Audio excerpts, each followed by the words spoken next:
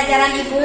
Siap. Alhamdulillah. Mudah-mudahan siap, semangat dan tetap ceria ya. Silakan ketua kelasnya disiapkan. Yuk siap, berdoa mulai.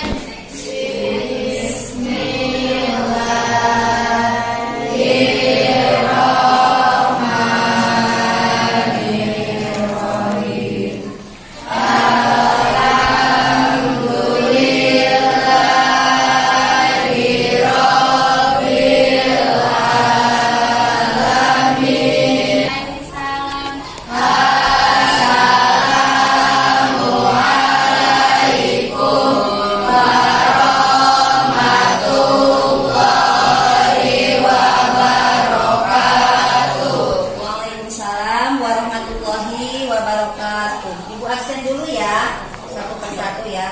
Khairun Nisa, Hadir. Luna Lupita, Hadir.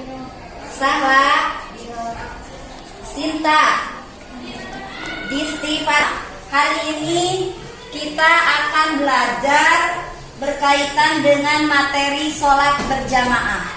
Ya, minggu kemarin Ibu sudah menyampaikan. Hari ini akan mempelajari tentang sholat berjamaah. Tujuan pembelajaran hari ini yaitu sesuai dengan KD kita. Pertama, menganalisis ketentuan sholat berjamaah.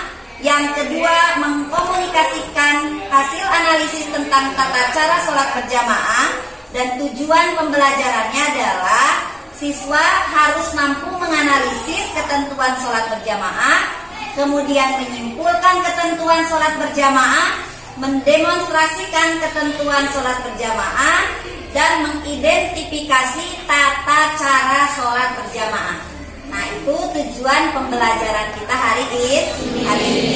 Mudah-mudahan sholat berjamaah ada dua pengertian. Pertama dari secara bahasa, kemudian yang kedua yaitu secara istilah. Sholat berjamaah secara bahasa itu artinya dari kata jamaah, yang artinya adalah berkumpul, bersama-sama, bareng-bareng. Jadi tidak sendiri. Kalau sholat sendiri itu namanya munfarid. Kemudian secara istilah adalah sholat yang dikerjakan bersama-sama oleh dua orang atau lebih. Nah, salah satunya ada yang menjadi imam, satunya ada yang menjadi makmum. Jadi dua orang minimal. Dikatakan sholat berjamaah itu jika ada makmum dan imam, ya. Nah, beda lagi kalau sendiri itu tidak dikatakan sebagai sholat berjamaah. Kemudian apa dasarnya? Dalilnya yang menguatkan bahwa sholat berjamaah itu dianjurkan oleh syariat Islam terdapat di dalam Al-Quran surat Al-Baqarah ayat 43. A'udzubillahi minasyaitonirrajim. Bismillahirrahmanirrahim. Wa aqimus sholata wa atuz zakata warka'u ma'ar raki'in. Yang artinya, tunaikanlah sholat, tunaikanlah zakat, dan rukulah beserta orang-orang yang ruku. Nah, dari pengertian tersebut dapat kita simpulkan pengertian rukulah dengan orang-orang yang ruku ini adalah menunjukkan bahwa sholat berjamaah itu lebih baik daripada sholat sendiri. Nah, tadi Ibu sampaikan di dalam sholat berjamaah terdapat syarat, ada imam dan ada makmum. Maka imam ini ada syaratnya. Apa syarat menjadi imam? Yang pertama, imam harus berdiri sedikit lebih ke depan dari makmum. Jadi posisi imam tidak boleh sejajar dengan makmum, ya. Kemudian tidak mengikuti gerakan makmum. Karena imam ini adalah merupakan seorang pemimpin. Siapa yang harus mengikuti gerakan imam itu adalah makmum. Sedangkan imam tidak boleh mengikuti gerakan makmum. Kemudian imam meluruskan saf makmum. Nah, ini dianjurkan ketika sebelum melaksanakan sholat berjamaah, maka imam harus mengingatkan makmum terlebih dahulu. Jadi menoleh dulu ke belakang, menyiapkan dulu, kemudian memberitahukan kepada makmum untuk menyusun saf supaya safnya itu rapi, kemudian tidak ada saf yang kosong. Saf depan penuh, maka baru bikin atau membuat saf di belakang.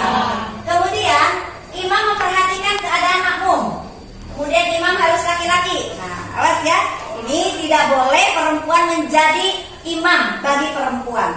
Perempuan boleh, perempuan tidak boleh menjadi makmum bagi laki-laki. Perempuan boleh menjadi imam jika makmumnya perempuan. Jadi laki-laki itu yang harus menjadi imam, ya.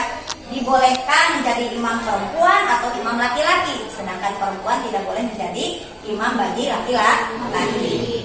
Paham ya? Kemudian orang yang sedang bermakmum kepada orang lain tidak boleh menjadi imam. Nanti kan niatnya berubah, ya. Syarat menjadi makmum. Nah, tadi syarat menjadi imam, sekarang syarat menjadi makmum. Pertama, makmum hendaklah berniat mengikuti imam. Harus niat, ya. Beda kan ya niatnya juga dalam niat sholat.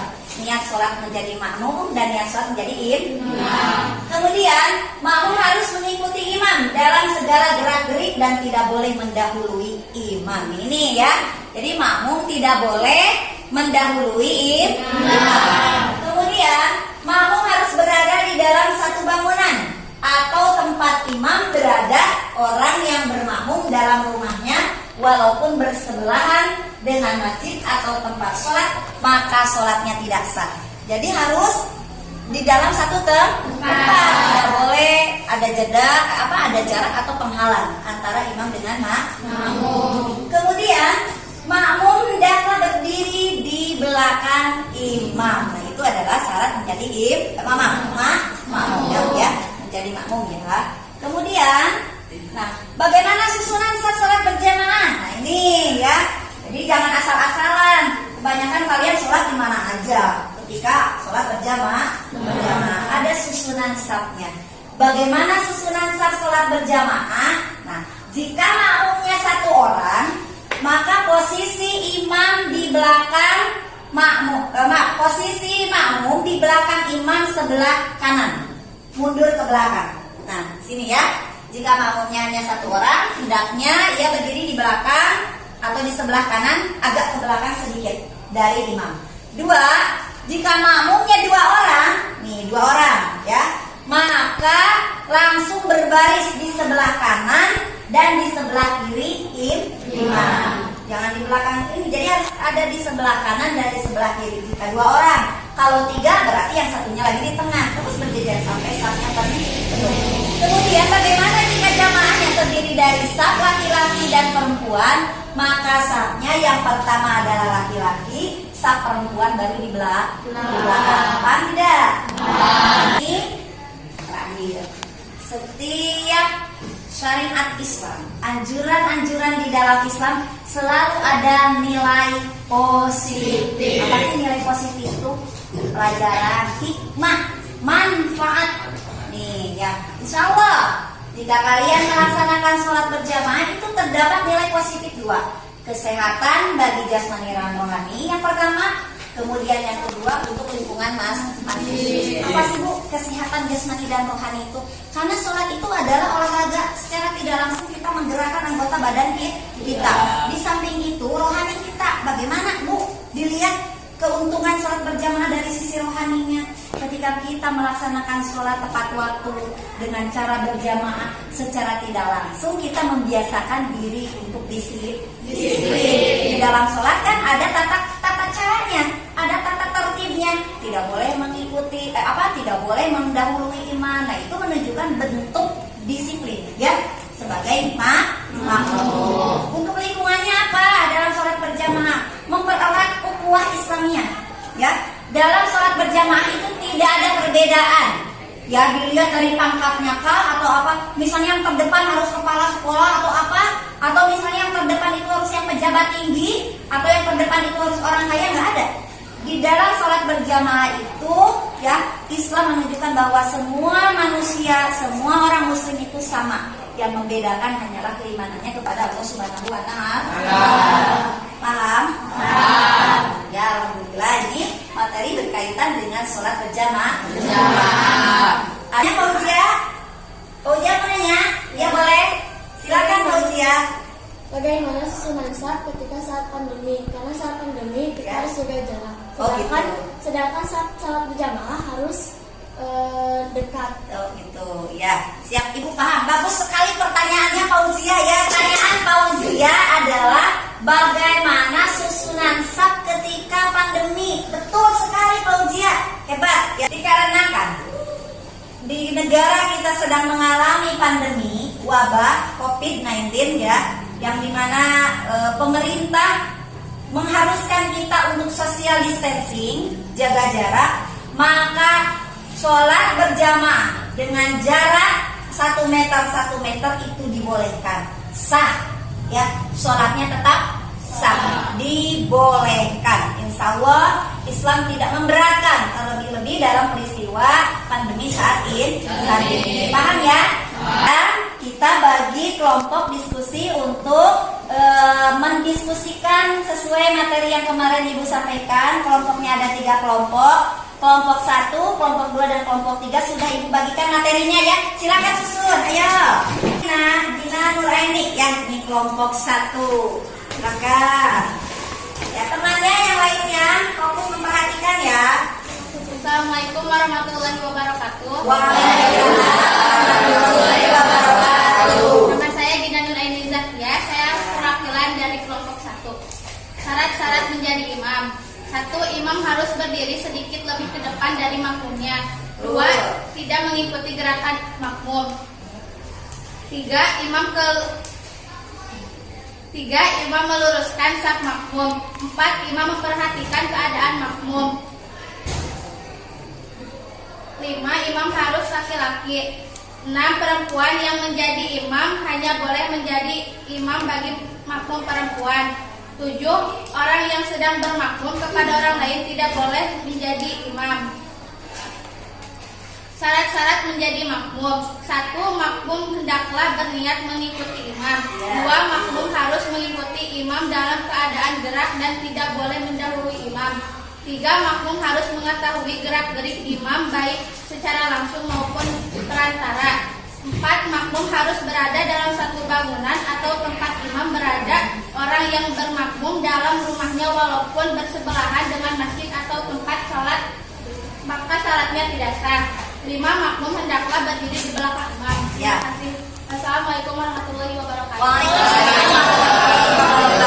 Assalamualaikum warahmatullahi wabarakatuh. Waalaikumsalam warahmatullahi wabarakatuh. Perkenalkan, nama saya Fauzan Kasadip, perwakilan dari kelompok 3. Saya akan sedikit menjelaskan apa yang tadi sudah Ibu jelaskan. Ya, Cara silakan. mengingatkan imam yang lupa ada 2. Yang pertama, jika imam laki-laki dan makmumnya laki-laki, yaitu dengan mengucapkan tasbih. Lafalnya adalah subhanallah. Sedangkan jika imamnya perempuan dan makmumnya perempuan adalah menepuk kedua telapak tangan. Cara mengganti imam yang batal adalah imam bergeser 2 langkah ke sebelah kanan, lalu imam balik kanan dan makmum yang berada di saf paling depan maju ke tempat imam. Bagus. Sekian, terima kasih. Wassalamualaikum warahmatullahi wabarakatuh. Waalaikumsalam warahmatullahi wabarakatuh. Tepuk tangan. Alhamdulillah ya, proses pembelajaran kita hari ini dengan tema sholat berjamaah sudah kita laksanakan dengan baik dan lancar ya. Ini minggu depan kita belajar berkaitan dengan sholat Jumat. Materi sholat, silakan ketua kelas untuk menyiapkan ya. Sebentar ya. Silakan disiapkan ketua kelasnya. Duduk siap, baca doa di dalam hati, mulai.